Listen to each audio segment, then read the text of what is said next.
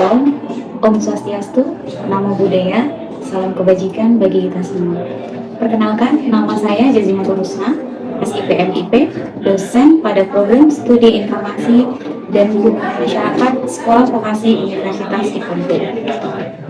Pada kesempatan kali ini, saya berpartisipasi pada sertifikasi Smart Setters 2023. Fokus riset utama saya pada bidang informasi dan perpustakaan, dan kajian sumber daya manusia serta budaya. Beberapa mata kuliah yang telah saya ampu antara lain layanan informasi, manajemen informasi, pelayanan informasi, kajian pemakai, kerjasama perpustakaan, etika profesi, pengantar psikologi, dan biblioterapi. Sebelum kita masuk pada mata kuliah biblioterapi ini, saya perlu menjelaskan bahwa mata kuliah ini saya ampu dengan bobot 2 SKS di semester genap atau semester 4. Adapun tentang capaian pembelajaran lulusan dalam mata kuliah biblioterapi ini, capaian pembelajaran lulusan atau CPL dalam mata kuliah ini adalah kompetensi yang diharapkan dapat dicapai oleh mahasiswa dapat memahami dan menjelaskan tentang konsep, teori, dan praktik biblioterapi yang dapat dipraktikkan di perpustakaan. Lalu diikuti dengan pembelajaran mata kuliah biblioterapi ini, diharapkan mahasiswa satu, mampu memahami dan menjelaskan konsep dasar dan ruang lingkup serta berbagai perspektif tentang hubungan pendekatan psikologi dalam ilmu perpustakaan. Kedua, mahasiswa mampu memahami dan menjelaskan definisi sejarah, tujuan, serta manfaat biblioterapi. Ketiga, mahasiswa mampu memahami dan menjelaskan nilai dan prinsip biblioterapi. Kelima, mahasiswa mampu memahami dan menjelaskan tahapan pelaksanaan biblioterapi. Keenam, mahasiswa mampu memahami dan melakukan praktik biblioterapi di perpustakaan. Ketujuh, mahasiswa mampu memahami dan melakukan praktik dengan pustakawan dalam memberikan rekomendasi buku bacaan dan praktik biblioterapi di perpustakaan. Dalam proses pembelajaran mata kuliah biblioterapi ini, saya menggunakan metode dengan komponen DAA, Delivery, Interaction, dan Assessment. Komponen DAA yaitu Delivery, penyampaian materi pembelajaran, sedangkan Interaction atau dengan forum diskusi, dan Assessment, penugasan, serta kuis. Delivery dapat dilakukan dengan penyampaian bahan tayang atau PowerPoint, video pembelajaran, modul, atau buku referensi melalui e-learning audit atau dengan metode pull-on dari serta online, termasuk video conference. Interaktif dapat dilakukan melalui diskusi berbasis teks pada e-learning, metode dari online lain, dengan sosmed, melalui WA, Line, atau video conference. Assessment dapat dilakukan melalui tugas assessment, quiz, melalui e-learning Universitas Diponegoro atau metode daring atau online lain yang sesuai termasuk email. Pada video pembelajaran kali ini, yang akan saya tampilkan pada mata kuliah biblioterapi adalah pertemuan ke-7, yaitu mengambil topik tentang mahasiswa mampu memahami dan melakukan praktik sebagai pustakawan dalam memberikan rekomendasi buku bacaan dalam praktik biblioterapi di perpustakaan. Selamat menyaksikan. Baik, Assalamualaikum warahmatullahi wabarakatuh. Waalaikumsalam warahmatullahi wabarakatuh. Selamat siang semuanya. Sehat-sehat hari ini? Alhamdulillah. Semangat ya. Hari ini materi kita tentang biblioterapi. Setelah materi nanti selesai penjelasan dari saya, kalian nanti akan praktek. Saya bagi kelompok. Kelompok pertama menjadi seorang pemustaka, kelompok kedua yaitu menjadi seorang librarian atau pustakawan gitu, yang memberikan praktek biblioterapi di perpustakaan. Baik, sebelum kita mulai materi pada siang hari ini, alangkah baiknya kalian saya beri waktu untuk berdoa terlebih dahulu agar diberi kelancaran dan kemudahan dalam menuntut ilmu. Silakan saya beri waktu untuk berdoa sesuai dengan agama dan kepercayaan masing-masing.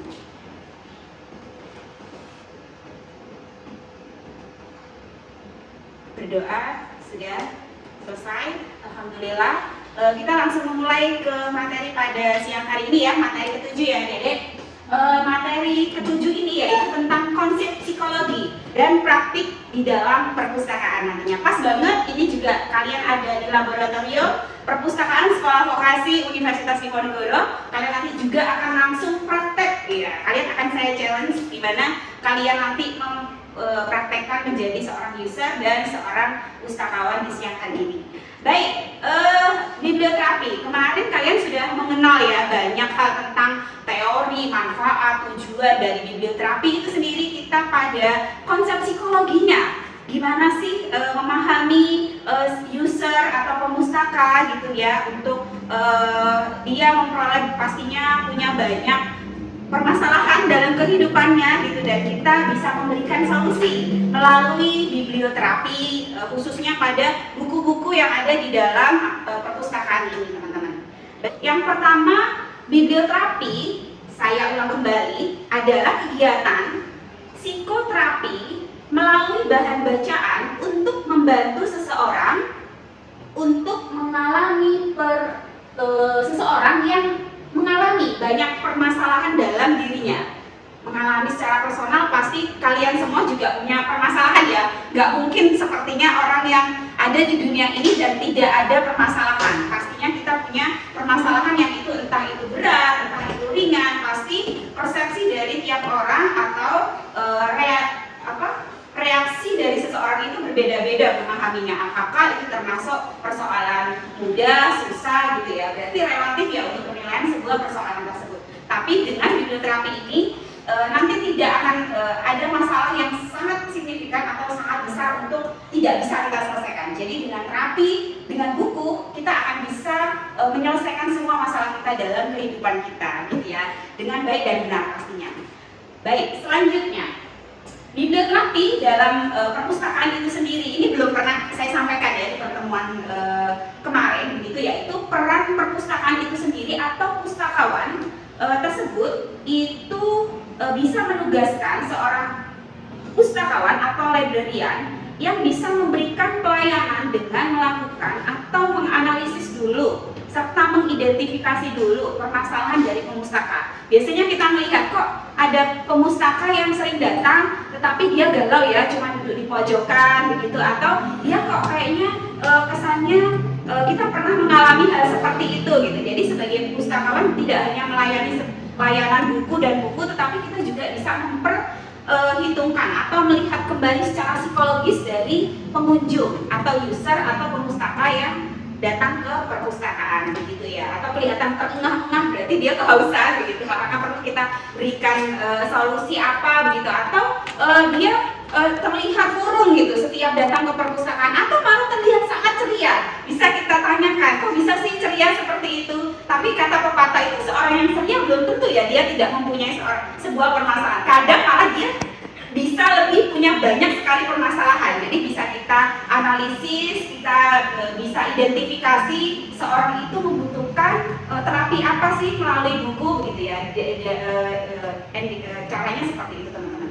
Baik, yang kedua yaitu pustakawan memberikan rekomendasi teman-teman. Rekomendasi apa? Usulan buku, usulan bahan pustaka yang bisa dibaca kepada pemustakanya, dibacain gitu kepada pemustakanya yang sedang dalam keadaan krisis permasalahan. Jadi ketika kita sudah mengidentifikasi, kita sudah menganalisis, kita bisa memberikan solusi. Solusinya tidak memberikan sebuah harta benda gitu ya, tapi memberikan sebuah impact positif atau dampak yang positif untuk pemustaka itu agar tidak merasa sedih lagi gitu ya, atau bisa menyelesaikan suatu permasalahan tersebut. Baik, yang ketiga yaitu merekomendasikan buku yang harus ya ini teman-teman ya, itu harus di bold, yaitu harus mempunyai kriteria yang buku mempunyai kriteria buku yang punya keterkaitan dengan permasalahan tersebut. Jadi memiliki cerita yang serupa. Contohnya Mbak Jazi di minggu-minggu kemarin cerita kalian dengar Mbak Jazi menyampaikan kalian pernah membaca buku dengan judul Chicken Soup.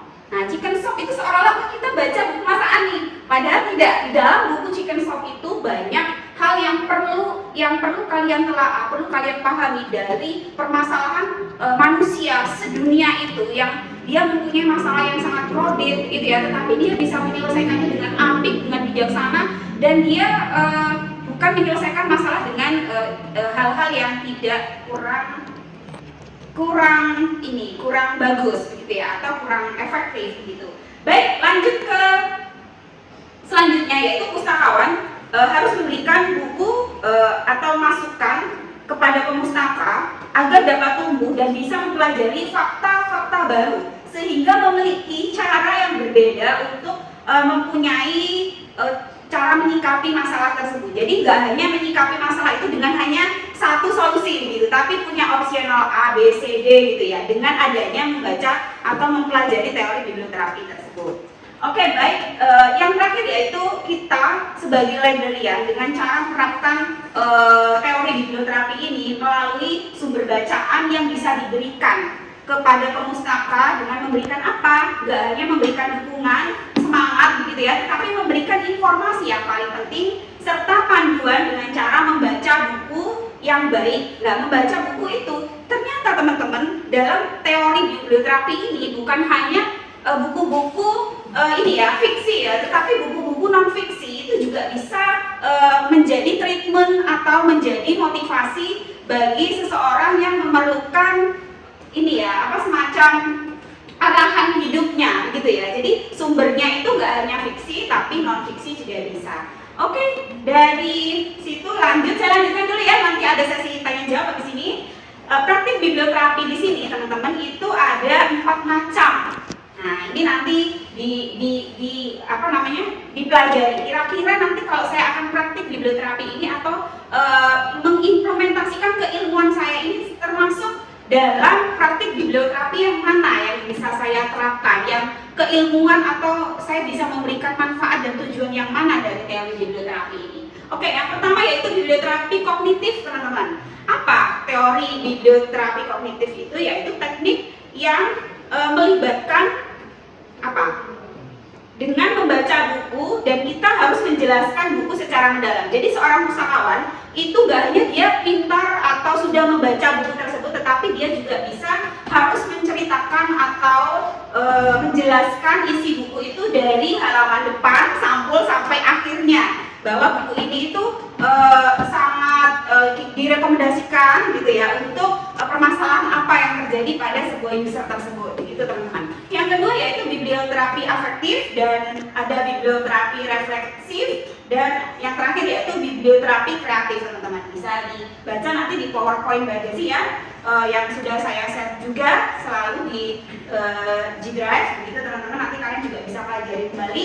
Kalau nanti ada sekiranya ada yang ternyata sudah saya jelasin, ternyata kalian pas waktu baca PowerPoint di rumah nih, ternyata kok aku nggak paham ya apa yang ternyata tadi disampaikan Mbak Jesi, aku udah lupa ini di slide kesekian saya belum paham nih. Nah, nanti kalian seperti biasa Mbak Jesi membuka kesempatan kalian kapanpun dimanapun kalian tetap bisa menghubungi Mbak Jesi melalui sosial media, baik itu Instagram maupun via Mbak Jesi ya gitu. Jadi jangan sungkan-sungkan untuk bertanya kerisauan kalian tentang beberapa mata kuliah yang telah kalian pelajari.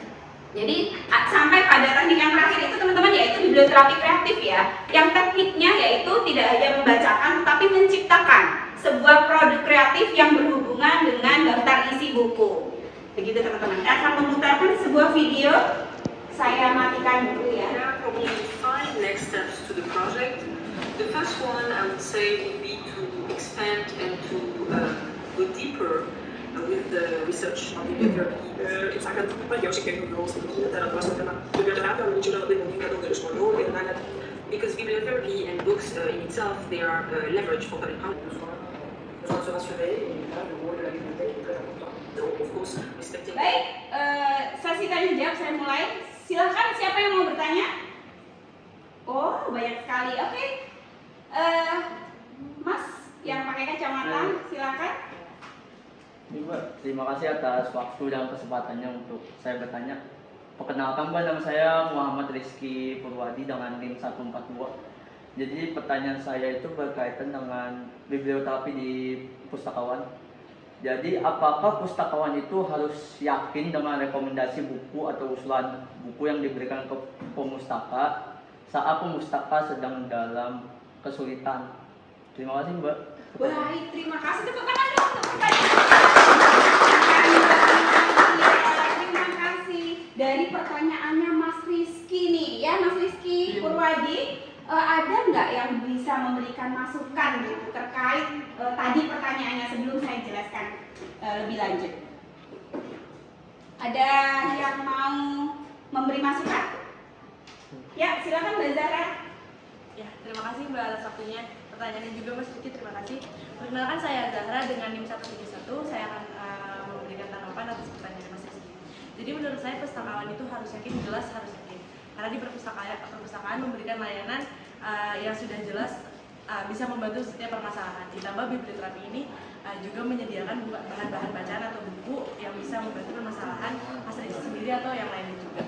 Gitu, Mbak. Oke, baik. Terima kasih atas masukannya. Gimana Mas Rizky?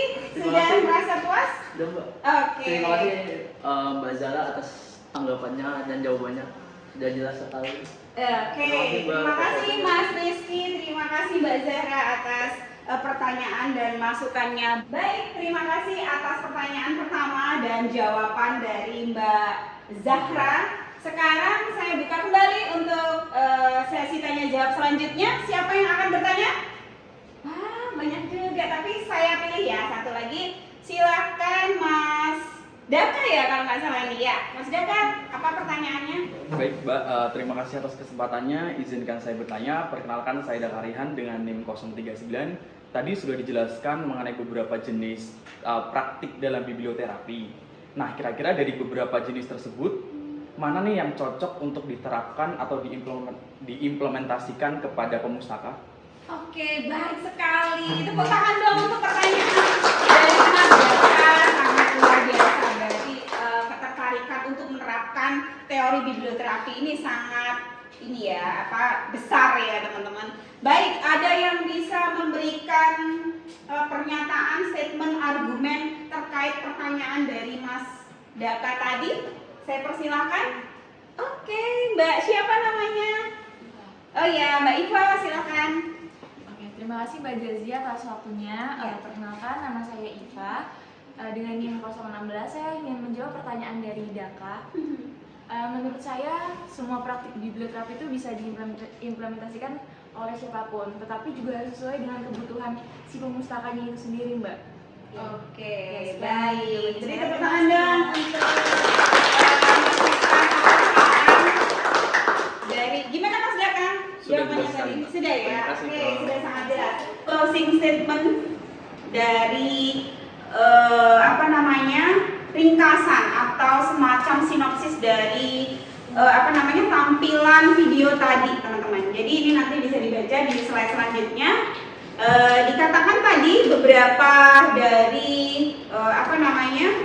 argumen librarian yang ada di luar negeri, yaitu biblioterapi dan buku itu sendiri, teman-teman, dikatakan bisa menjadi sebuah hak kebijakan publik dalam hal pendidikan dan kesehatan mental. Jadi perlu digarisbawahi bahwa buku itu tidak hanya sebagai pendidikan teman-teman, tetapi bisa menjadikan kesehatan mental kita itu bisa berubah menjadi baik dari sebuah buku.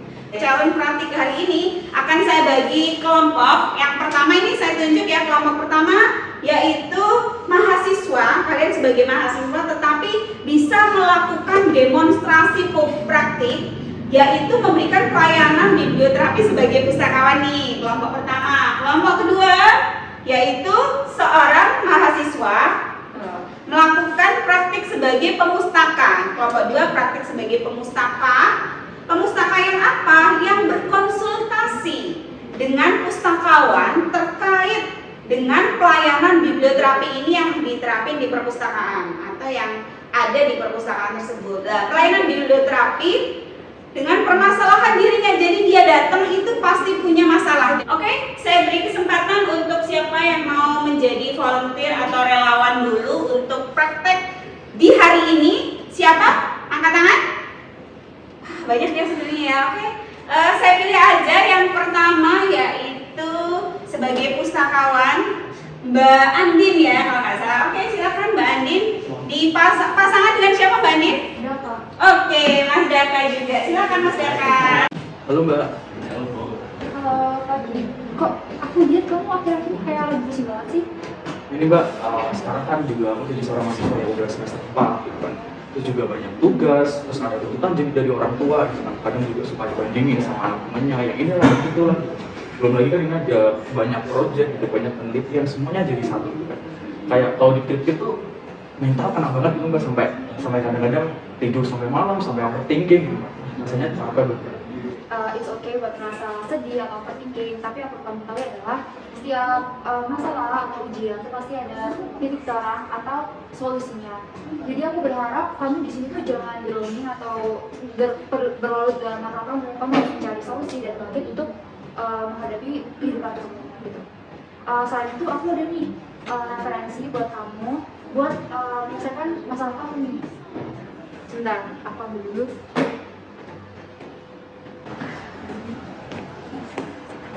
Nih aku ada buku buat kamu yang mungkin bakal relate banget sama masalah kamu. Bisa dibaca. Buku? Ini buku tentang apa Mbak? Jadi ini adalah buku filosofi keras. Buku ini bakal relate banget sama masalah kamu. Jadi kamu baca buku ini tuh bisa dapat solusi-solusi dari pandangan stoikisme. Dari buku ini doang bisa? Wah, jadi ini Mbak, kayaknya saya pinjam aja nih Mbak. Terima kasih Mbak ya atas rekomendasinya. Mungkin bisa jadi praktik dari saya untuk menyalakan administrasi ini. Oke, sama-sama. Baik, terima kasih sekali praktek pertama pada siang hari ini. Yang selanjutnya ada relawan atau volunteer atau mahasiswa saya yang ingin mempraktekkan juga tentang praktik biblioterapi di dalam perpustakaan dan sebagai librarian maupun user. Oke, siapa di antara kalian? Oke, Mbak Zahra dan Mas Kiki. Silakan, saya beri waktu dan kesempatan. Siang Mbak. Siang harus Mas Rizky. Ya Mbak, saya di sini mau membeli buku. Cuma saya pengen cerita juga kalau saya tuh ada masalah gitu dalam hidup saya. Setiap hari ada masalah yang muncul dan saya bingung untuk solusinya tuh bagaimana Mbak. Mbak ada solusinya nggak Mbak? Aku ada solusi sih. Mungkin kamu bisa mempraktikkan ini ketika sampai rumah. Jadi kamu harus berpikir positif terus. Pasti masalah itu juga akan selesai. Solusinya juga pasti akan ketemu. Tapi gimana caranya kamu untuk tenangin pikiran kamu supaya tidak membuat keputusan ketika lagi emosi lagi marah. Dan kamu tuh harus ingat pasti ada orang yang bisa kasih support kamu terus. Ada orang-orang yang selalu ada buat kamu. Jadi apapun masalahnya pasti akan selesai dengan solusi. Yang kamu juga harus pikirin itu harus dengan tenang, nggak boleh yang dengan emosi. Jangan marah, kamu jangan buat keputusan ketika lagi dengan keadaan emosi. Ada buku yang bisa membantu kamu, ya setidaknya bisa menenangkan pikiran kamu untuk menemukan solusi masalah kamu. Tunggu sebentar, saya ambil bukunya.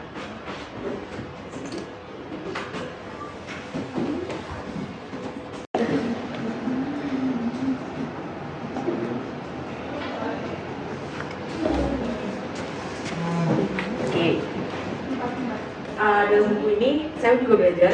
Jadi buku ini itu menggambarkan bagaimana caranya kamu menyelesaikan masalah tanpa perlu emosi, tanpa tidak adanya emosi yang bisa kamu buat keputusan ketika lagi sedang marah.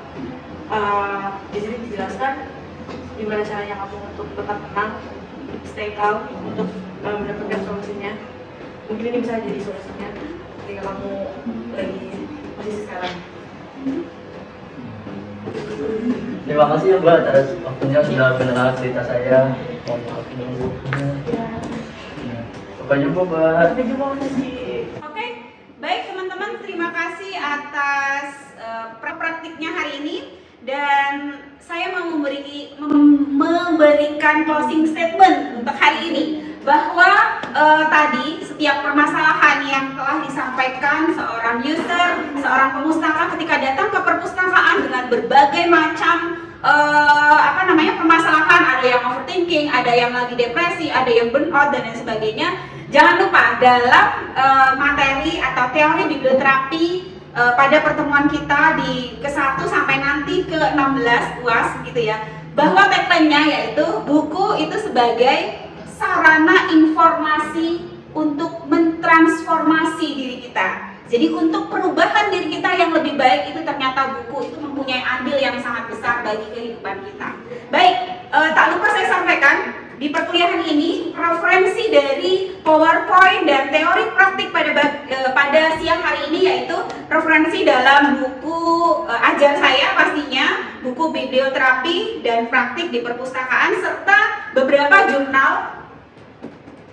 jurnal nasional maupun internasional, baik itu berupa sumber primer teman-teman. Tak lupa saya menyampaikan bahwa praktek hari ini itu adalah poin dari penugasan. Jadi untuk perkuliahan kita 16 kali pertemuan 60% itu adalah tugas untuk penilaiannya, sedangkan untuk UTS-nya itu akan bernilai 20%, sedangkan untuk UAS-nya itu adalah 20%. Lah, ini pertemuan ke-7 nih. Minggu depan kalian akan UTS dan jumlah atau prosentase penilaian dari saya karena ini mata kuliah saya sendiri 3 tim teaching, 2 SKS di semester 4. Teman-teman akan mendapatkan nilai 20% untuk yang presentasi hari ini dan nanti selanjutnya akan dilanjutkan ke pertemuan selanjutnya. Presentasinya akan dinilai 60% karena ini salah satu challenge tugas perkuliahan biblioterapi. Impact-nya atau manfaatnya nanti untuk pemustaka gitu agar bisa menyelesaikan permasalahannya ketika datang ke perpustakaan. Semoga ilmu yang saya sampaikan pada siang hari ini bisa bermanfaat bagi teman-teman adik-adik mahasiswa dan bisa menambah wawasan dan pengetahuan pastinya. Saya akhiri, kurang lebihnya terima kasih, sehat selalu untuk kalian, semangat dan sukses kurang lebihnya dari awal dan akhir. Ketika kemungkinan pasti ada banyak salah gitu, saya mohon maaf yang sebesar-besarnya. Semangat terus ya. Oke, terima kasih. Wassalamualaikum warahmatullahi wabarakatuh. Selamat siang semuanya. Buku sebagai sarana transformasi diri. Referensi buku dalam mata kuliah biblioterapi ini salah satunya selain jurnal internasional, jurnal nasional, dan buku ajar yang saya tulis di tahun 2022 yang diterbitkan oleh Undipres. Demikian kuliah ke-7 pada siang hari ini dengan tema biblioterapi dan praktik di perpustakaan sebagai pustakawan dalam memberikan rekomendasi buku bacaan dalam praktik biblioterapi di perpustakaan. Semoga ilmu yang saya sampaikan dapat bermanfaat bagi teman-teman mahasiswa dan menambah pengetahuan dan wawasan, serta dapat dipraktikkan kelak ketika menempuh mata kuliah, magang, maupun saat bekerja di bidang masing-masing, khususnya pada bidang informasi dan perpustakaan. Demikian video pembelajaran singkat dalam rangka PDD UKT PT Bidang Pengajaran. Untuk semua pihak yang telah membantu, terima kasih dan mohon maaf jika ada salah kata maupun perbuatan dalam pembuatan video ini. Demikian saya akhiri. Wassalamualaikum warahmatullahi wabarakatuh.